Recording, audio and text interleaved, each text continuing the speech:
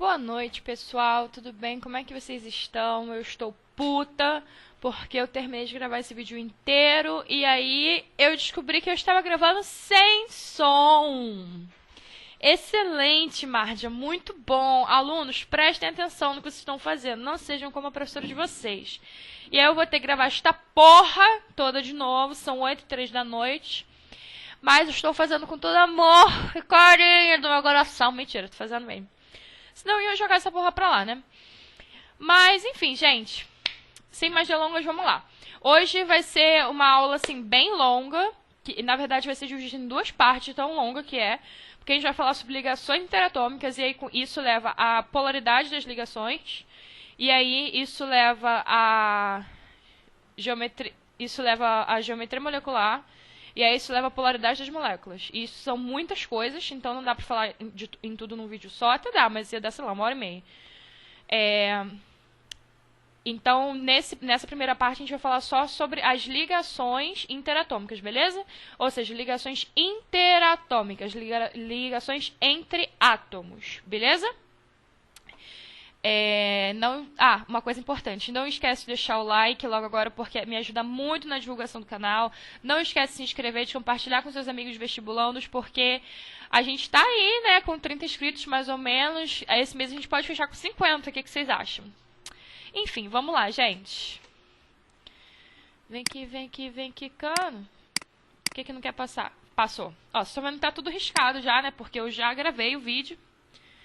Mas, enfim, todo sofrimento para corno é pouco, né? Então, vamos lá. Gente, regra do octeto. Primeira pergunta que a gente tem que fazer, uma pergunta filosófica. Por que os átomos se ligam? E aí eu devolvo essa pergunta para você. Por que as pessoas namoram? Por que as pessoas entram em relacionamentos?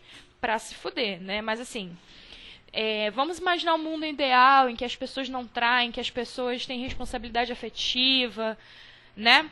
Um mundo ideal. Vamos imaginar esse mundo aí. As pessoas entrariam numa relação para se estabilizar, para crescer junto com aquela pessoa, correto? Então, por que os átomos se ligam? Porque os átomos estão à procura da estabilidade química. O sonho de todo átomo é se estabilizar. E o que significa isso para um átomo? O que significa se estabilizar? Significa ter a configuração eletrônica de um gás nobre. Isso é estar estável. Então, esse é o sonho de todo átomo. E é daí que vem a famosa regra do octeto. Por quê? Todos os gases nobres, com exceção do hélio, porque o primeiro é muito pequeno, só tem 2 prótons, enfim. Tem 8 elétrons na camada de valência. Atenção para o toque de 5 segundos. Desculpa. Atenção. Eu falei na camada de valência e não nos subníveis. Eu falei na camada como um todo. Então, por exemplo, a camada L, ela suporta 8 elétrons. Então, se ela for a camada de valência e ela estiver completa, top. Agora, eu posso ter um caso em que eu vou ter os subníveis preenchidos, mas a camada toda não vai estar preenchida. Beleza? E o que é essa tal camada de valência? A camada de valência é a camada mais externa ao átomo, ok?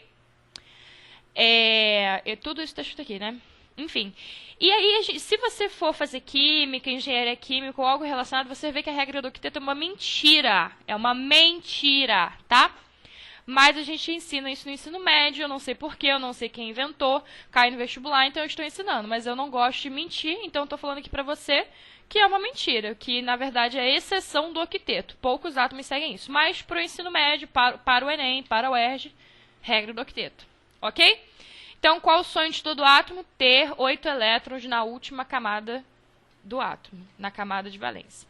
Exceções que caem. O berílio se estabiliza com 4 elétrons na última camada. O alumínio se estabiliza com 6 elétrons na última camada. O boro se estabiliza com 6 elétrons na última camada. E o hidrogênio se estabiliza com apenas 2 elétrons. Beleza? Vamos seguir. Aí, questionamentos. Por que os gases nobres não interagem com outros elementos? Vamos por partes, né? Não vamos ler outro questionamento ainda. Por quê, gente? Por quê? Vamos lá. Qual é o sonho de todo átomo? O sonho de todo átomo é ter 8 elétrons na camada de valência, correto? Se o gás nobre, desculpa, voltando, e o átomo se liga, o átomo faz ligação com outros átomos para alcançar esse grande sonho, que é ter 8 elétrons na camada de valência. Se o gás nobre já tem 8 elétrons na camada de valência, ele vai querer interagir com alguém? Não. Ele já se basta. Ele se basta sozinho. Então ele não interage com ninguém, ele não precisa de ninguém, ele é autossuficiente. Beleza? Então é por isso que os gases nobres não interagem. Agora outro questionamento.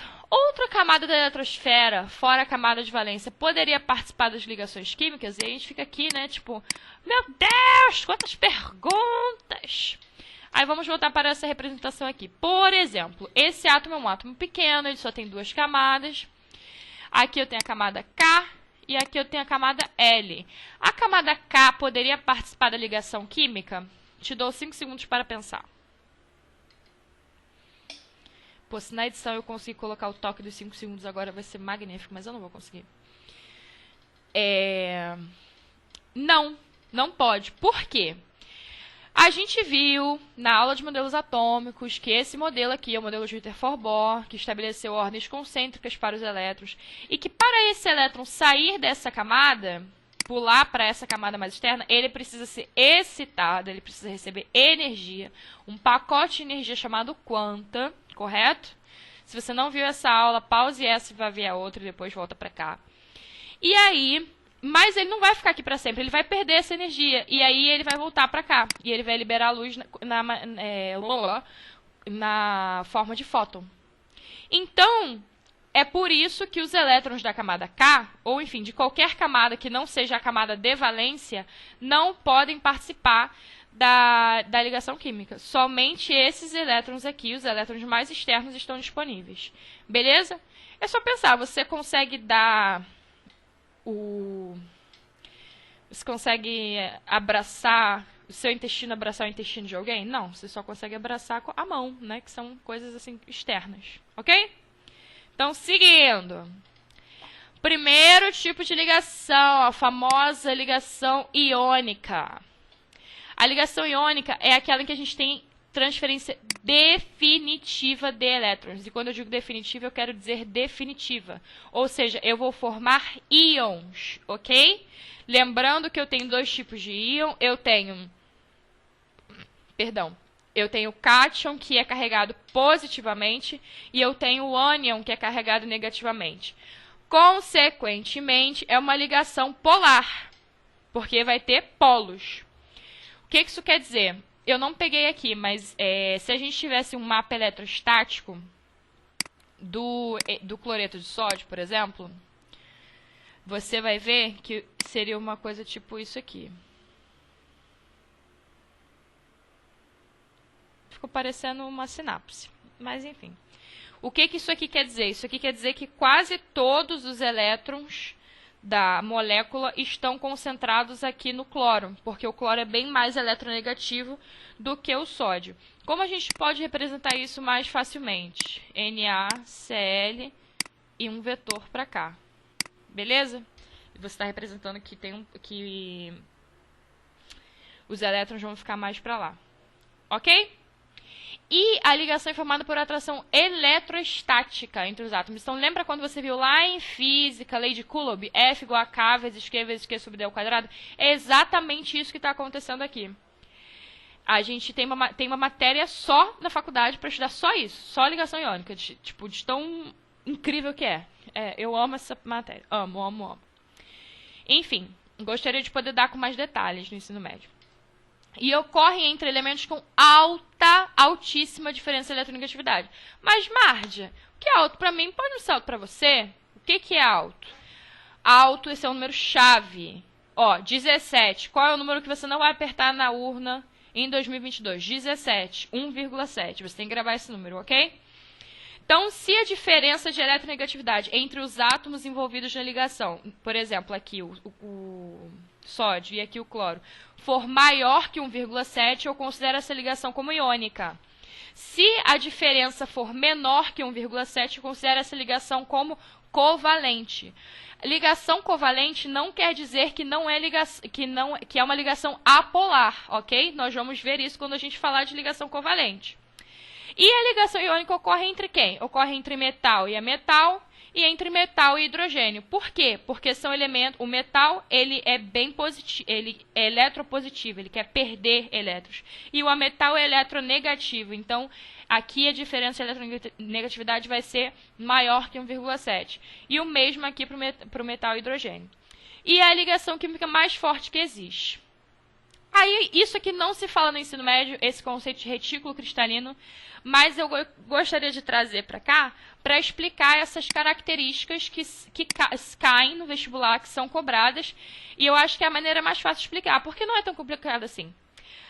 Quando você forma um composto iônico, você forma um retículo cristalino. O que é um retículo cristalino? É isso aqui.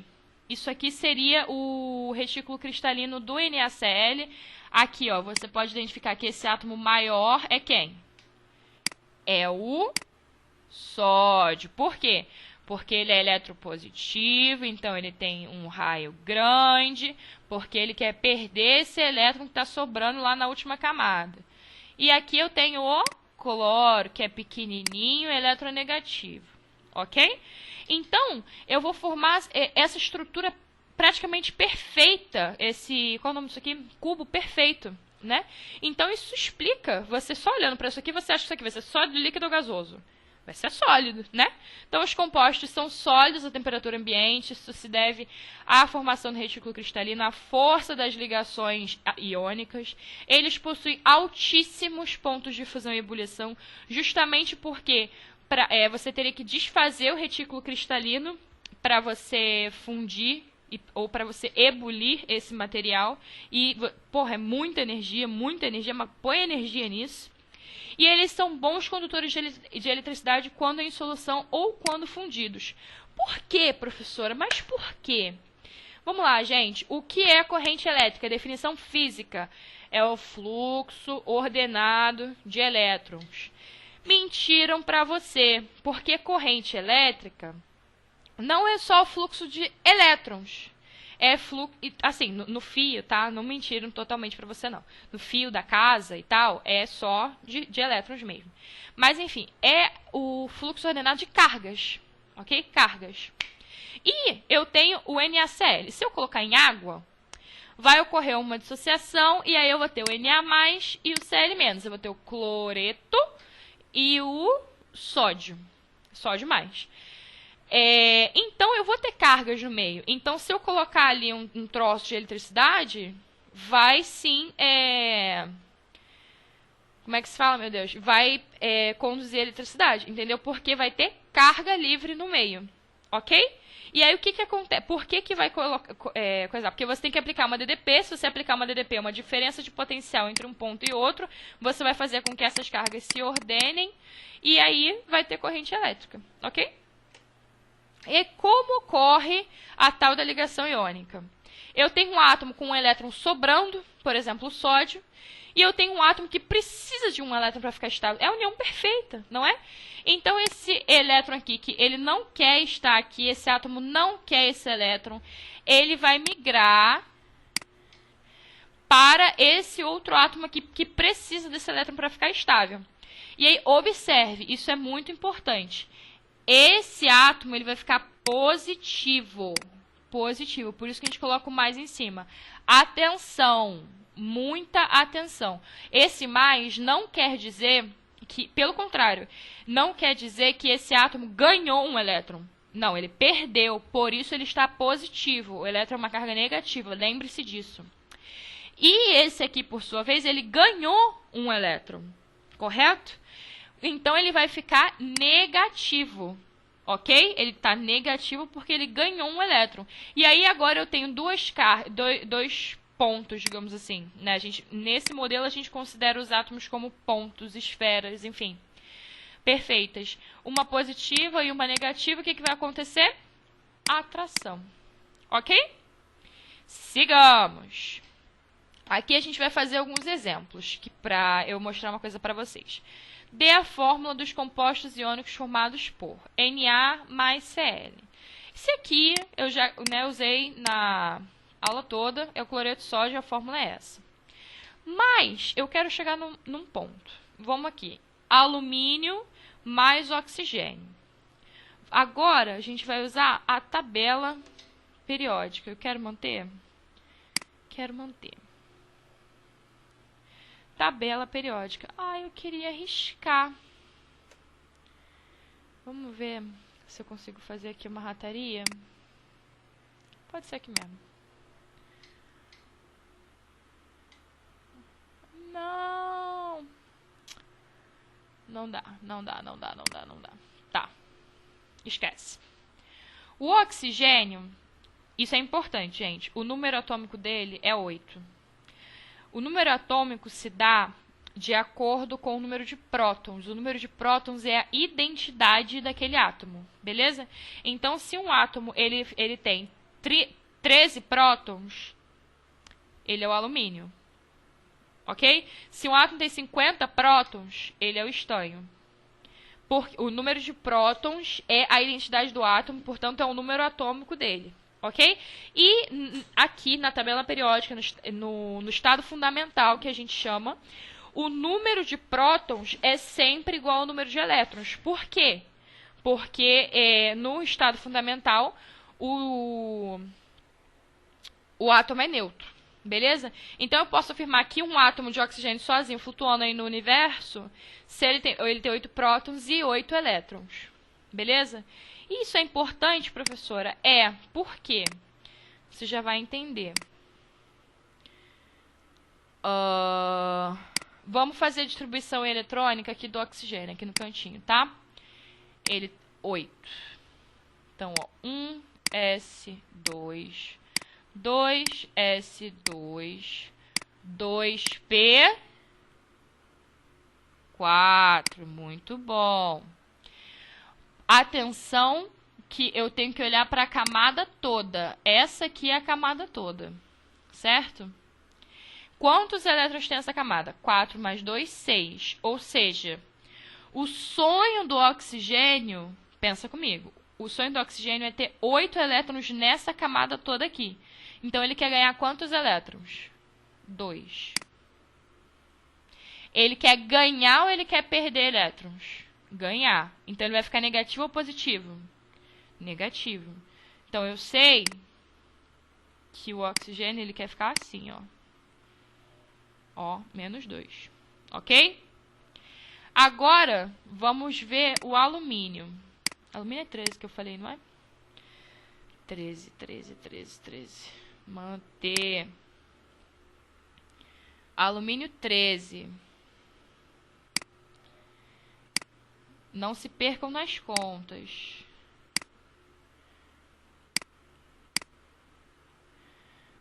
S2, 2S2, 2P6, 6, 7, 8, 9, 10. 3S2, 3P1. Correto?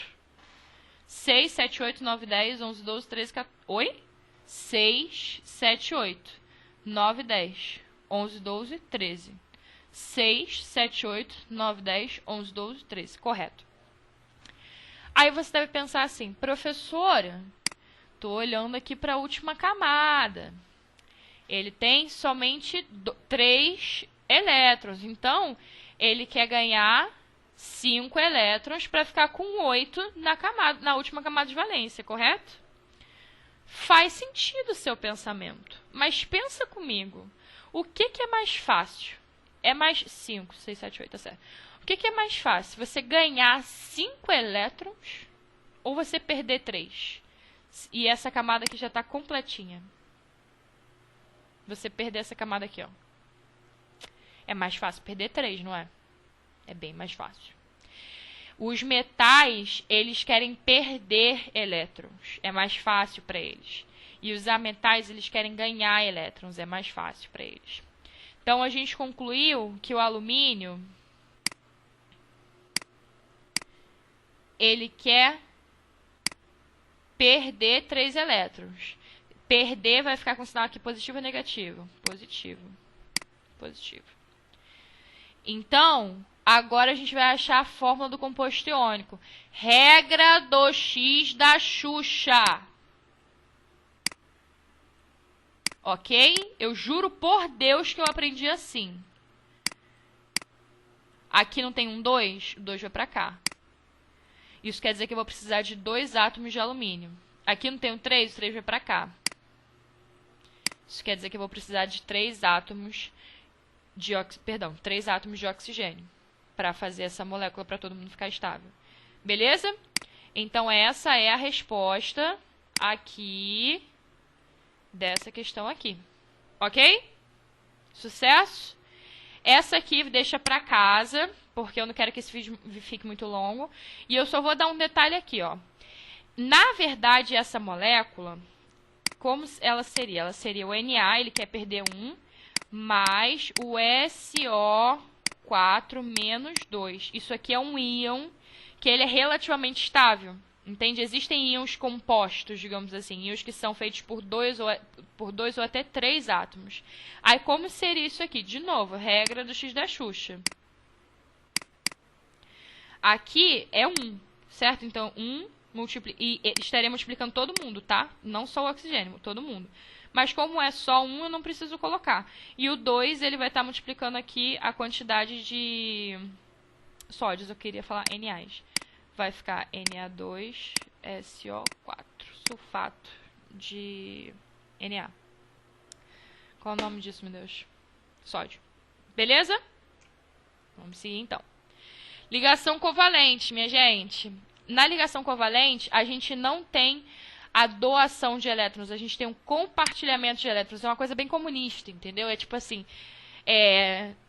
tudo nosso, nada, para mim nada, para nós tudo, entendeu? Ocorre entre átomos de média ou baixa diferença de eletronegatividade. Ou seja, quando a diferença de eletronegatividade entre os átomos for menor que 1,7. Mas aí, pense, eu tenho uma ligação. Enxofre-oxigênio. São 2 ametais. Ou se são 2 ametais, eu já sei que vai ser uma ligação covalente. Ó. Ocorre entre ametal mais ametal ou ametal mais hidrogênio. Mas quem é mais eletronegativo? Com certeza tem alguém mais eletronegativo aqui. É o oxigênio. Então, opa, tudo bom? Imagina que essa linha está reta. Então, aqui a densidade eletrônica vai estar mais para cá. Ou seja, essa é uma ligação covalente polar. Eu só vou ter ligação covalente apolar quando eu tiver ligação entre o mesmo elemento, tipo O2. Porque quem é mais eletronegativo? O oxigênio e o oxigênio. Os dois estão puxando da mesma forma os elétrons, beleza? Então, a ligação pode ser polar ou apolar. Só será apolar se é uma ligação entre 2 átomos do mesmo elemento. Ocorre entre... Eu já coloquei isso aqui, né? Então, desculpa, repetir. Dê a fórmula de Lewis e a polaridade das ligações, não é polaridade da molécula, para os seguintes compostos. H2O, NH3CO2. A gente só vai fazer do H2O por causa do tempo. E vocês façam em casa e me mandem do NH3 e do CO2. Ok? Fórmula de Lewis é uma representação bonitinha da gente desenhar e entender como vai ser as ligações daquela molécula. A gente faz mais para ligação covalente, mas pode fazer para ligação iônica também. Por exemplo, isso aqui, ó, que eu fiz, é muito mais fácil fazer assim, né? Mas você poderia ter feito a estrutura de Lewis para descobrir quantos de cada um você ia precisar. Mas ia dar um trabalhinho desnecessário. Então, olha só. O oxigênio, quantos elétrons ele tem na última camada? A gente viu que era 6, certo? 1, 2, 3, 4, 5, 6. A gente geralmente desenha em pares, quando possível. O hidrogênio, eu vou fazer um traço assim para os elétrons dele. Ele tem somente 1, correto? Somente 1 elétron. E aí, o que vai acontecer? Isso aqui vai ser ligação covalente. Eu tinha que ter desenhado mais perto, mas tudo bem. Essa aqui é a ligação covalente. Beleza? E aí vamos ver a polaridade das ligações. Quem é mais eletronegativo, o oxigênio ou o hidrogênio? O oxigênio, obviamente. Então, a polaridade de ligação é assim e assim. Beleza? Para fazer do NH3 e o CO2, a gente tem que saber quantos elétrons cada um tem na última camada. Ok? Vamos fazer do NH3 para vocês verem.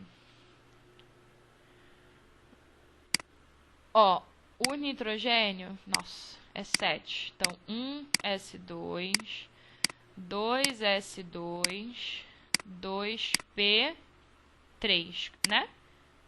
4, 5, 6, 7. Beleza. Então, ó, na última camada, observa que não é no último subnível, é na última camada. Vou desenhar aqui. São 5. 1, 2, 3, 4, 5. E o hidrogênio, ele tem 1. Vou desenhar aqui assim.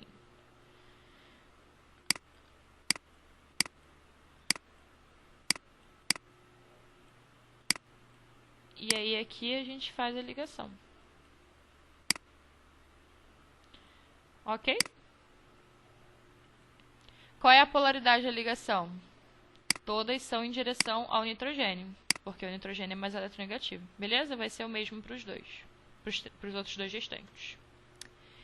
Ligação covalente da ativa ou coordenada. Gente, isso aqui é lindo. Isso é um ato de caridade de um átomo já estável ao compartilhar seus elétrons com outro átomo que ainda não está estável. Então, é tipo assim, eu já tenho o suficiente, eu posso te dar um pouco.